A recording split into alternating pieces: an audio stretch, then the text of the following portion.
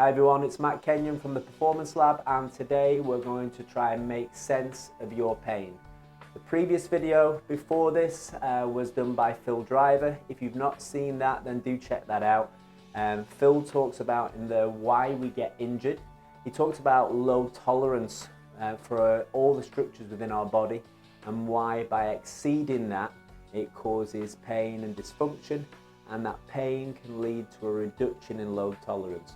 And this is basically the reason why people come to see us at the Performance Lab physio practice, so that we can figure out where that person's low tolerance level is, and we can use milestones to get them back to where we want them to be and where you want to be to lead a happy and healthy life. What I want to discuss today is really why we get pain and what that pain system is actually meaning. So the analogy that I tend to use is that we have pain sensors, these sensors all over our body, millions and millions of them in all the tissues within our body. Okay, so if I break my arm here, there is a sensor in the bone that very quickly tells the brain what is going on. And the brain, to protect that area, will send the pain signal down to that bone.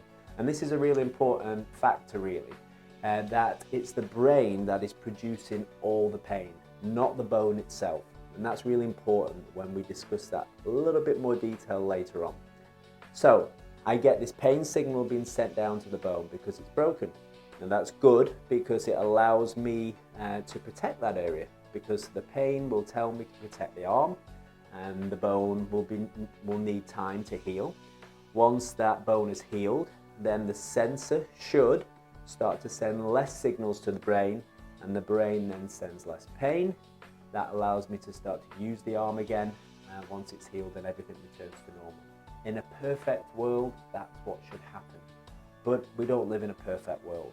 And these sensors sometimes get a bit sneaky, and they start sending back messages that there is a threat in that area or danger, even when there isn't, okay? And I sometimes use the analogy of this. These sensors are a little bit like smoke alarms. Sometimes you have a smoke alarm that is really accurate, and when smoke goes off, it fires and warns everyone, and that's really good because it's there to protect you. But other times, you just walk past the smoke alarm and this smoke alarm sets off and the alarm goes. And this is a little bit like all these sensors around our body. Now, these sensors and the sensitivity of them can be determined by lots of factors. And we have a whole page on our website, and we're doing some other videos around some of these factors, and they're linked really highly with how sensitive this area is. So these factors, for example, can include sleep. We know that sleep deprivation can increase the sensitivity of these sensors, and the day after a poor night's sleep, we can feel a greater volume of pain. That's really important because for some people, they may feel that they're improving and they're getting better with whatever problem that they've been suffering with. Then they have a poor night's sleep, and for some reason the next day they're in so much more pain.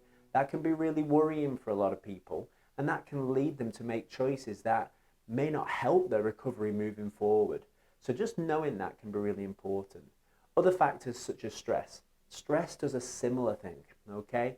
When we're stressed, then certain hormones within our brain are depleted, and these are our natural pain relieving hormones within our brain.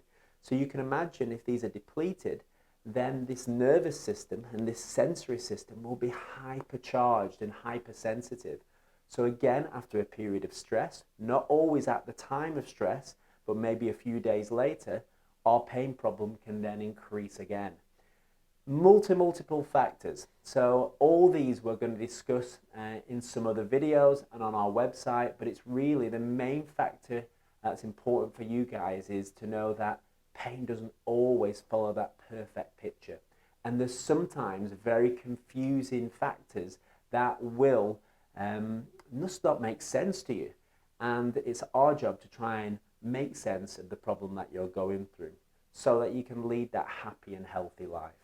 So that's a basic overview on the pain system. I hope it made a little bit of sense. We will have some further videos and further links to some of the world experts around this area, and look at all the other factors that can contribute. So click on some of the other videos, and I hope that helped you today, and thanks for listening.